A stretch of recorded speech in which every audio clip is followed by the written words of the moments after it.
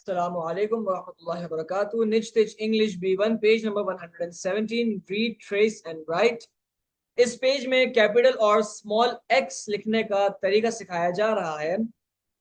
याद रहे कि कैपिटल एक्स एक स्काई लेटर है और स्मॉल एक्स एक ग्रास लेटर है।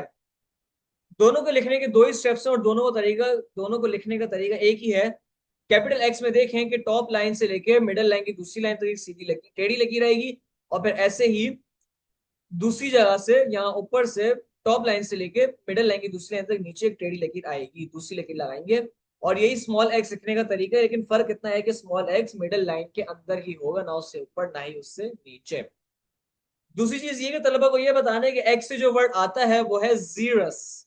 जीरस तलबा को बताना है कि एक्स इज फॉर जीरस।